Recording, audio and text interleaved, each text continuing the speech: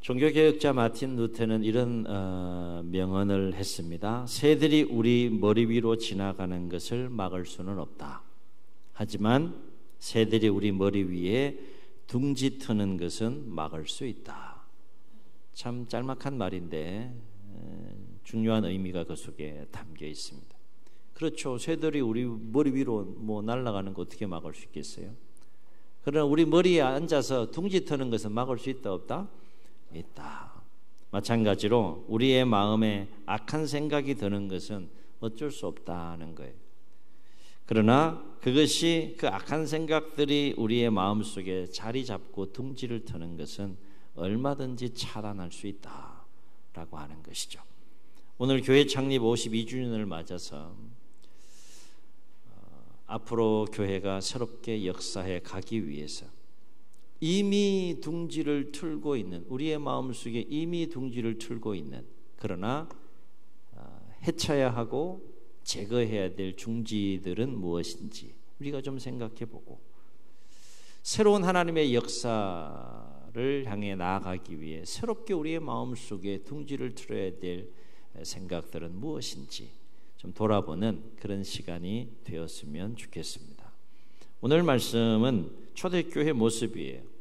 너무 유명한 잘 아는 말씀이고 자주 나누는 말씀인데 오늘 읽은 말씀을 포함해서 사도행전을 통해 소개되고 있는 초대교회의 모습을 네 가지로 정리해 보면, 첫째, 초대교회는 성령이 충만한 교회였다는 거예요.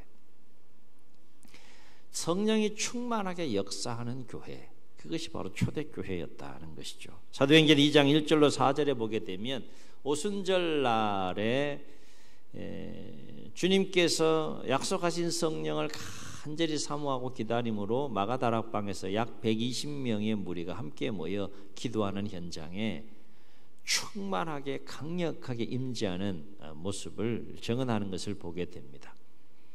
강하고 급하고 강한 바람같이 성령이 충만하게 임했다고 했고, 불의 혀처럼 갈라지는 것처럼, 그렇게 불의 혀가 갈라지는 것처럼 성령이 충만하게 그 다락방에 모여 사모함으로 기다리는 그 120명의 무리에게 충만하게 임했다라고 했습니다. 그리고 오순절 성령 강림 이후에 이렇게 교회가 탄생하면서 계속해서 강력하고 충만한 그 성령의 임재와 또 역사가 또 일어나고 있음을 우리가 사도행전을 통해서 목격할 수 있다는 것이죠. 초대교회가 이렇게 성령이 충만한 교회였고 성령이 충만하게 역사하는 교회였다는 것은 어떤 의미가 담겨 있는가 하면, 수많은 사람들이 복음 듣고 회개했어요. 때로는 3,000, 때로는 5,000, 이 숫자만 놓고 보면 최소한 10,000명은 넘는 규모예요. 사람이 많이 모이면 생각이 많을 수밖에 없고 주장이 많을 수밖에 없어요. 근데 초대교회는 성령이 충만한 교회였고 성령의 주도하심과 이끄심 가운데 역사하는 공동체였다는 건 뭔가 하면, 그렇게 사람이 수없이 많이 구름대같이 회개하고 모여서 또 교회를 이루는 공동체 가운데서도 사람의 생각이 앞서거나 사람의 주장이 앞서거나 역사하는 공동체가 아니라 오직 하나님의 영의 기쁨으로 충만하게 춤추듯이 그렇게 주도해가고 역사해가는 교회가 바로 초대교회였다는 거예요. 달리 표현하면 초대교회는 하나님이 참 기뻐하는, 하나님의 기쁨이 넘치는 그런 교회였다는 거예요. 하나님이 마음껏 하나님의 영을 충만하게 부어주시고 막 역사하신다는 거예요. 하나님의 마음이 지금 어떻다는 거예요? 막 기쁘다는 거예요. 교회는 무엇보다도 이 하나님의 영이 충만히 역사하는 공동체가 돼야 된다라고 하는 것이죠. 두 번째, 초대교회는 말씀이 충만한 교회였다. 말씀이 충만하게 역사하는 교회였다는 거예요. 성령의 오순절날 충만한 임재 가운데에 사로잡힌 사도들이 복음을 전하고 하나님 말씀을 전할 때 그 복음과 말씀을 들은 많은 무리들이 그 가운데 3,000명이 오늘 말씀에서 보면 회개하고 그리스도인이 되는 역사가 일어나고, 또 다른 본문을 보게 되면 남자만 5,000명이 돌아오는 역사들이 일어나는, 여러분 뭐 아무리 얘기해도 놀라지 않는데 이 말씀 듣고 3,000이 돌아오고 5,000명의 마음이 막 이렇게 뒤집어진 거예요. 놀라운 성령의 역사, 말씀의 강력한 역사가 일어나는 것을 보게 됩니다. 그리고 2장 42절을 보게 되면 그들이 사도의 가르침을 받았다라고 했어요. 말씀이 충만하게 역사하는 교회, 신념과 공동체 가운데 하나님의 말씀이 충만히 역사해 가는 교회, 그것이 바로 초대교회였다라고 하는 것입니다. 세 번째, 이 초대교회의 또 하나의 모습은 뭔가 하면, 초대교회는 한번 따라 하시겠습니다. 사랑이 충만한 교회. 교회는 무엇보다도 사랑이 충만해야 되겠죠. 초대교회는 사랑이 충만한 교회였어요. 세상 사람들이 결코 맛볼 수 없는 사랑을 맛볼 수 있는 곳이 바로 교회여야 한다라고 하는 것이죠. 그래서 나중에 또 함께 나누게 되겠지만은, 초대교회는 뭇 백성들로부터 칭찬받는 교회라 그랬어요. 그 칭찬받는 교회의 모습 중에 하나가 바로 사랑이 충만한 모습을 본 거예요. 어느 정도로 초대교회가 사랑이 충만한 공동체였는가 하면, 자기의 모든 재산과 자기의 모든 소유를 다 팔아서 그 모든 문을 각 사람의 필요에 따라 함께 나누어주고 통용할 만큼 교회가 사랑이 충만했다는 거예요. 자, 오순절은 맥추절, 옥순절의 다른 이름은 맥추절입니다. 3대 절기 중에 하나이고, 절기 때는 예루살렘에 수많은 사람들이 인산인해를 이루죠. 국내에 있는, 지방에 있는 사람도 올라오고, 해외의 디아스포라 유대인도 올라오고, 그 현장에 성령이 충만히 임해서 복음이 전해지고, 또 그 복음과 말씀이 10년 가운데 꽂혀서 회개하여 역사함으로 그리스도인에 대해서 교회가 탄생했잖아요. 그럼 디아스포라 유대인들이 돌아가지 않고 그곳에서 교회를 이루며 삶을 살려 그러면, 그들의 생계와 그들의 거주지를 누가 책임져야 되는가 하면 예루살렘에 살고 있는 원주민들이 책임져야 했다는 거예요. 책임지지 않으면 공동체를 이룰 수가 없는 거예요. 생계 문제와 거주지 문제 해결되지 않는 거예요. 그 문제를 깔끔하게 정리하고 있는 모습을 오늘 말씀을 통해 소개되고 있는 것을 보게 됩니다. 그래서 자신의 재산, 자신의 집, 자신의 소유, 이걸 다 내어놓고 함께 각각의 필요 따라 나눠주면서 함께 모든 걸 통용했다 그랬어요. 그래서 2장 44절로 45절에 보면 이렇게 정언하죠. 믿는 사람이 다 함께 있어 모든 것을 통용하고 또 재산과 소유를 팔아 각 사람의 필요에 따라 나눠주며 라고 했어요. 여쭤봅니다. 자기 재산 다 팔고 자기 소유 다 팔아서 공동체에 내놓는 거 쉬워요? 쉬워요? 네? 신앙생활 하면서요, 반드시 극복해야 될, 믿음으로, 신앙으로, 진리 안에서 극복해야 될 그 문제가 있는데, 그 중에 가장 큰 그 극복의 문제 중에 하나가 물질을 뛰어넘는 거예요. 물질의 힘이 얼마나 큰지 예수님도 이렇게 말씀하셨어요. 재물과 하나님을 겸하여 섬길 수 없다. 그만큼 물질의 힘이 큰 겁니다. 여러분, 신앙생활하면서 실족하지 않고 더 온전히 하나님의 자녀와 백성으로 신앙생활을 하려고 그러면 물질을 뛰어넘을 수 있어야 돼요. 제가 헌금 설교 많이 안 하잖아요, 그렇죠? 한다고 안 한다고 그래서 헌금 드리고 안 드리고, 그게 본질적인 것이 아닌 거니까. 받으시는 하나님이 어떻게 받으시냐, 그게 본질적인 것이니까. 자원하여 드리는 그 예물을 하나님 기뻐하시니까. 어쨌든 신앙생활하면서 여러분 반드시 물질을 뛰어넘을 수 있는 믿음과 신앙을 갖기를 주의 이름으로 축원합니다. 성령이 강력하게 임재하고 말씀이 충만하게 역사하니까요, 그 모든 걸 뛰어넘는 거예요. 내게 없어요. 내게. 내 소유다라는 마음 자체가 없어지는 거예요. 함께 모든 걸 내어놓고 나누는 겁니다. 그래서 사도행전 4장 32절로 35절 보면 또 이렇게 증언해요. 우리 화면을 보시겠습니다. 함께 읽습니다. 시작.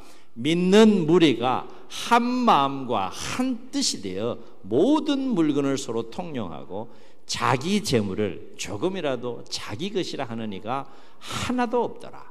사도들이 큰 권능으로 주 예수의 부활을 증언하니 무리가 큰 은혜를 받아 그 중에 가난한 사람이 없으니 이는 밭과 집 있는 자는 팔아 그 판 것의 값을 가져다가 사도들의 발 앞에 두매 그들이 각 사람의 필요를 따라 나누어 줍니다. 아멘. 아멘.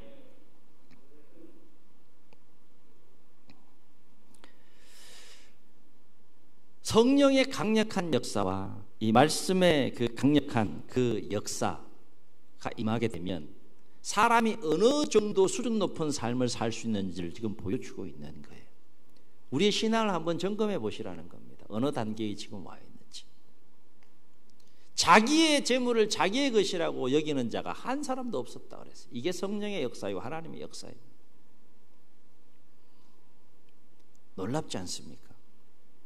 좀 놀라세요. 좀 놀라시라고 좀. 초대교회니까 뭐. 그들은 우리보다 더 어려운 환경 속에 있었던 사람들이. 우리가 분명히 주목해야 될 것은 뭔가 하면 초대교회 성도님들은 사랑받는 삶보다 오히려 더 적극적이고 능동적으로 사랑하는 삶을 살기 위해 몸부림쳤다는 거예요. 하나님의 은혜가 얼마나 크고 놀라운지를 깨닫고 나니까 뭐 소유에 관한 이런 문제는 아무것도 아닌 거예요.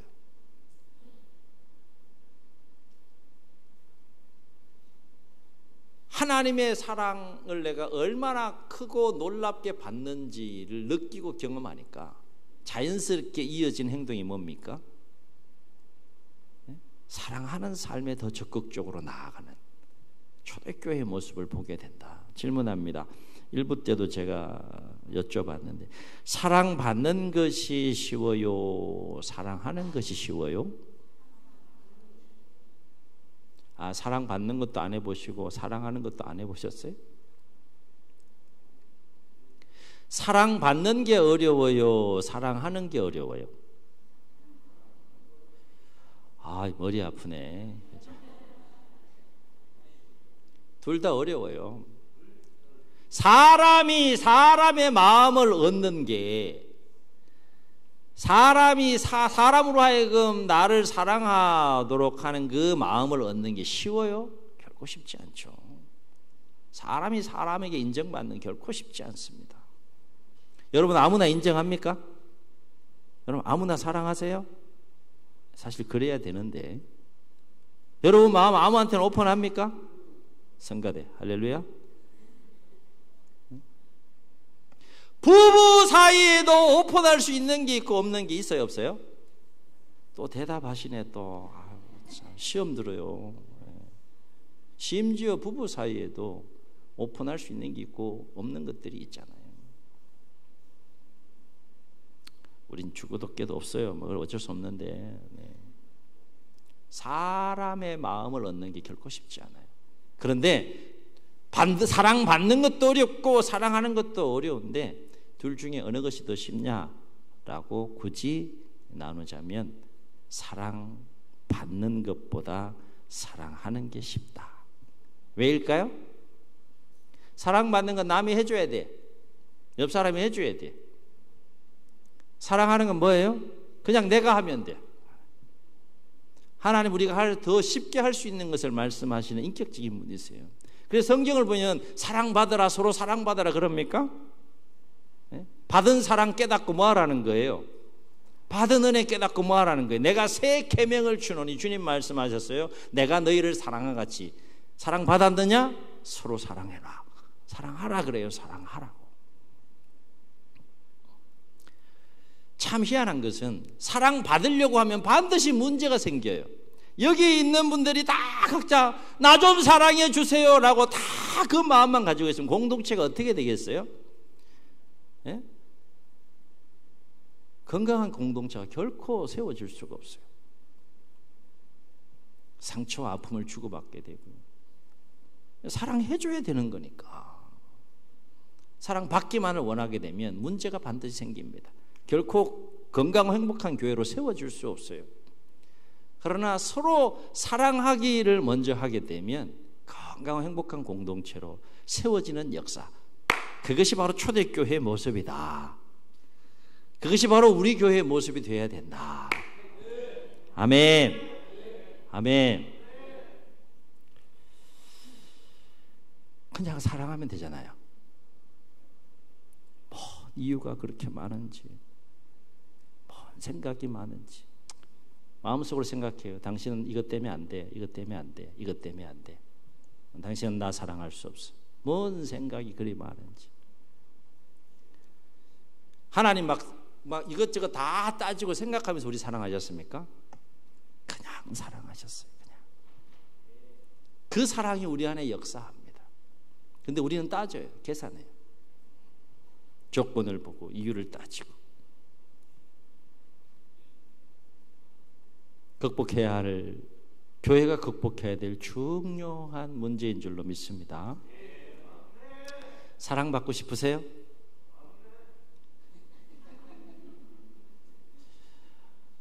우리 선배 형제 아멘 하신 대로 더 충만한 사랑을 받는, 하나님과 사람의 사랑을 받는 은혜가 있기를 주님 축원합니다. 네, 그래도 입 꽉 닫고 있으면 어쩌라고 진짜. 네. 사랑받고 싶으세요? 간단해요. 하나님이 가르치신 방법이 있어요. 사랑하면 돼요. 사랑하면요, 사랑받게 돼 있어요. 사랑받으려고 하면 어렵지만 사랑하게 되면 사랑하면서 또 사랑받게 돼. 이게 성경의 가르침이에요. 이게 율법의 첫째와 둘째 되는 가장 중요한 계명이에요. 하나님 사랑, 이웃 사랑. 사랑하라. 이거예요. 새로운 신년의 역사를 써가는 우리 교회 안에 극복해야 될 가장 중요한 문제 중에 하나가 바로 이 사랑이 충만한 초대교회의 모습을 우리가 닮아가고 회복해야 할 줄로 믿습니다. 또 한 가지 우리 초대교회의 모습을 보게 되면 초대교회는 날마다 마음을 같이 하는 교회였다는 거예요. 초대교회 수많은 기적과 또 기사와 표적과 능력의 역사들이 일어났는데 저들은 그 중에 가장 큰 기적을 뽑으라 그러면 이걸 꼽고 싶다는 거예요. 날마다 마음을 같이 하는 것, 이건 놀라운 기적입니다. 놀라운 기적. 요 작은 공동체가 마음을 같이 하는 것도 결코 쉽지 않은데 최소한 10,000명이 넘는 그 공동체가요, 성경 보세요. 뭐라고 정언하고 있습니까? 날마다 마음을 같이 했다 그랬어요. 날마다.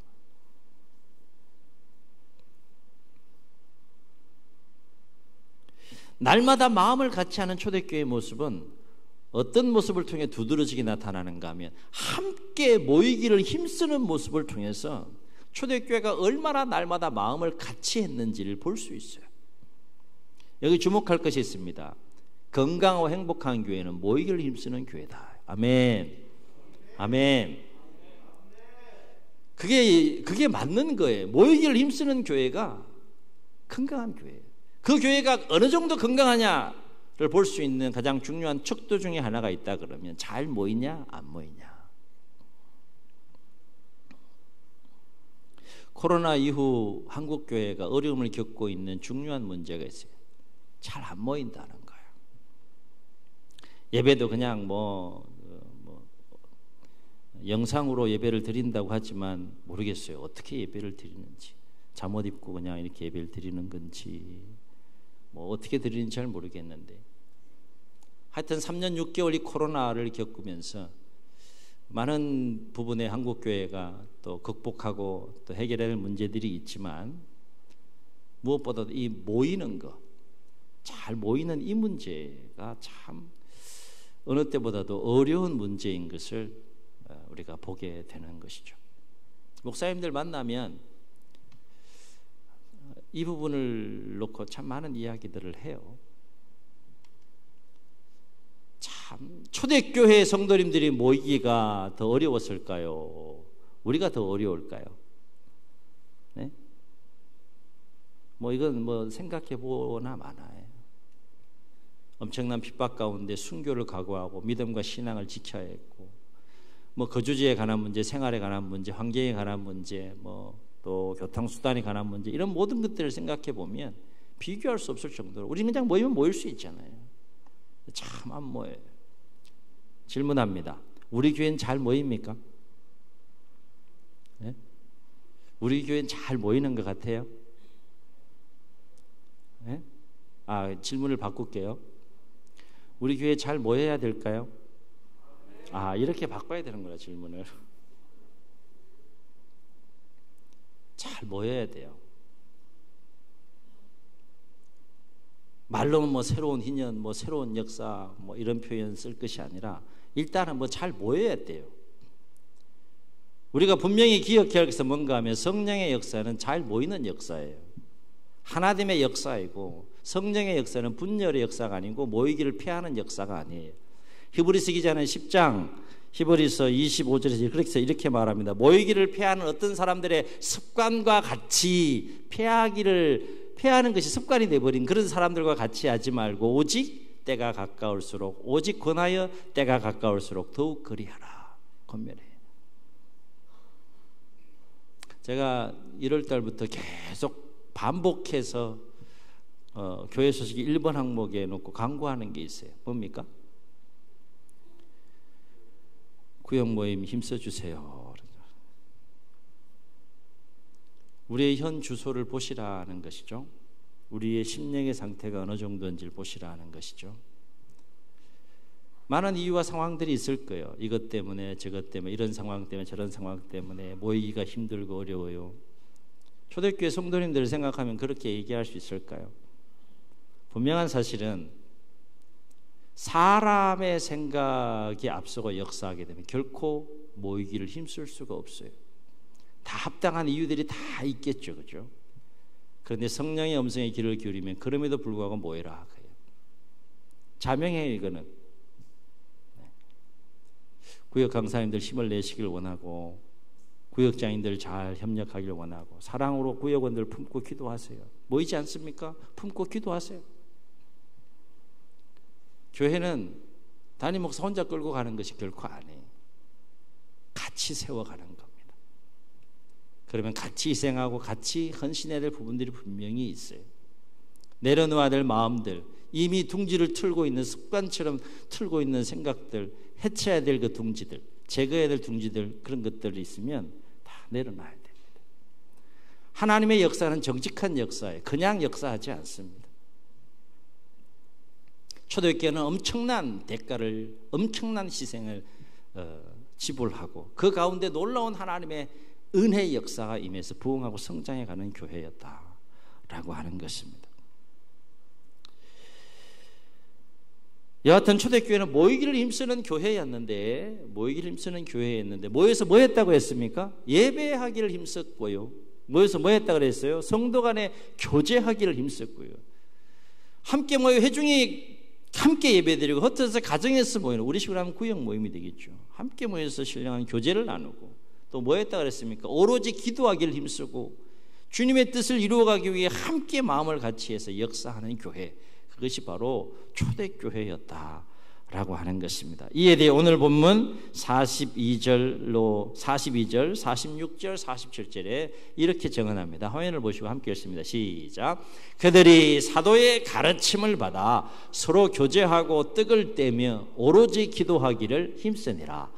그들이 날마다 마음을 같이하여 성전에 모이기를 힘쓰고 집에서 떡을 떼며 기쁨과 순전한 마음으로 음식을 먹고 하나님을 찬미하며 또 온 백성에게 칭송을 받으니 주께서 구원받는 사람을 날마다 더하게 하시니라. 아멘.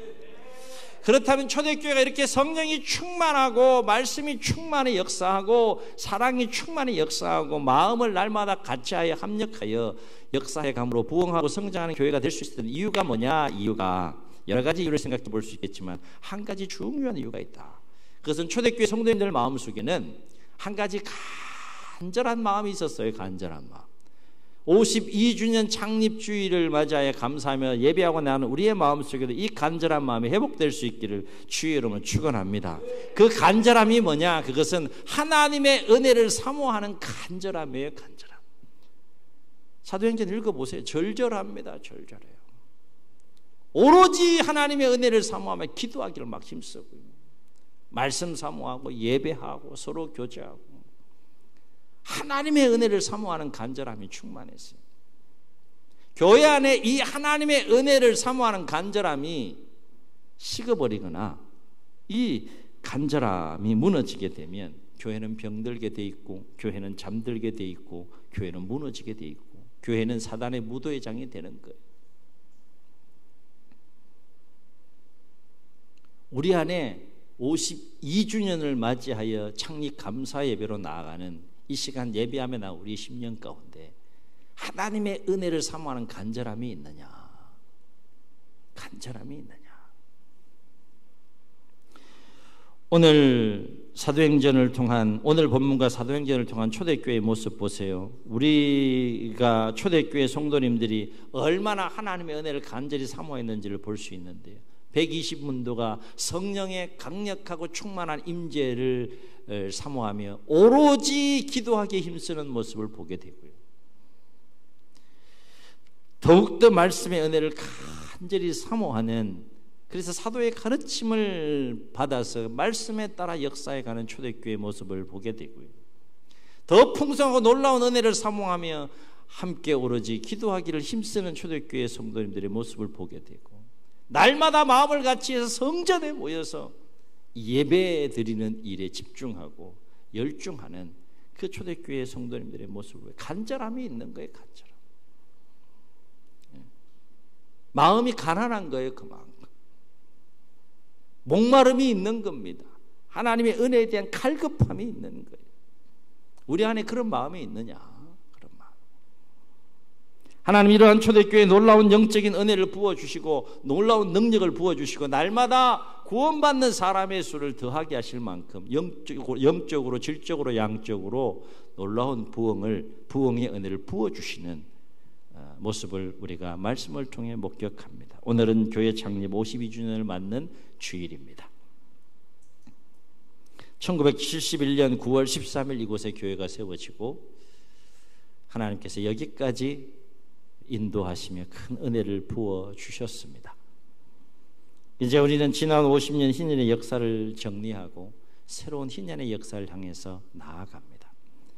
오늘 우리가 교회 창립 52주년을 맞아서 우리 마음속에 새롭게 회복해야 될 모습과 마음은 없는지 돌아보는 시간이 되었으면 좋겠습니다. 바로 없기는 우리 안에 다시 하나님의 은혜를 사모하는 간절함과 열정이 충만하게 회복되므로 새롭게 써가는 이 신년의 역사 가운데는 더욱더 성령이 충만한 교회, 말씀이 충만하게 역사해가는 교회, 사랑이 더 충만하게 역사해가는 교회, 뭘 하든지 간에 마음을 같이하여 합력함으로 선을 이루어가는 교회, 그런 교회로 세워져 갈 때 하나님께서 우리 가운데에도 놀라운 은혜와 놀라운 부흥의 역사에 복을 더하여 주시는 축복이 있기를 주의 이름으로 축원합니다. 축원합니다. 우리 말씀을 기억하시면서 함께 찬양하시고 통성으로 기도하겠습니다. 기도하는 마음으로 찬양합시다.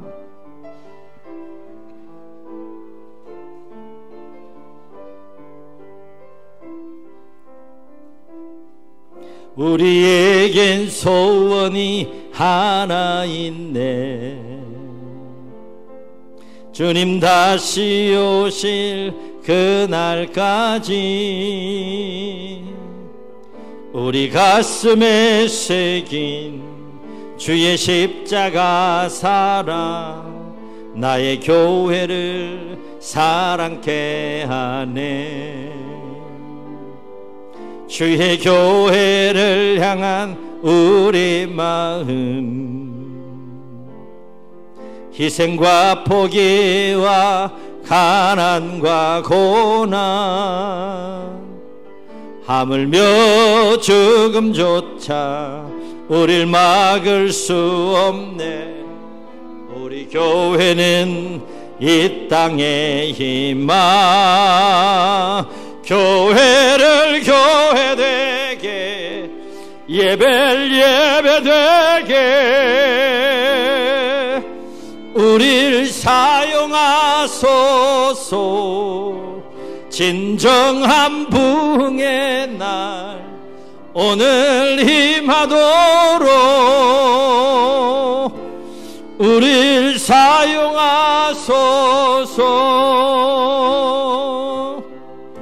성령 안에 예배하리라.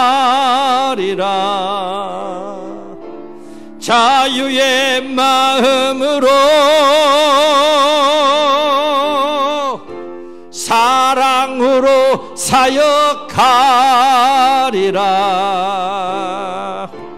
교회는 생명이니 교회를 교회되게, 예배를 예배되게 우릴 사용하소서. 진정한 부흥의 날 오늘 힘하도록 우릴 사용하소서.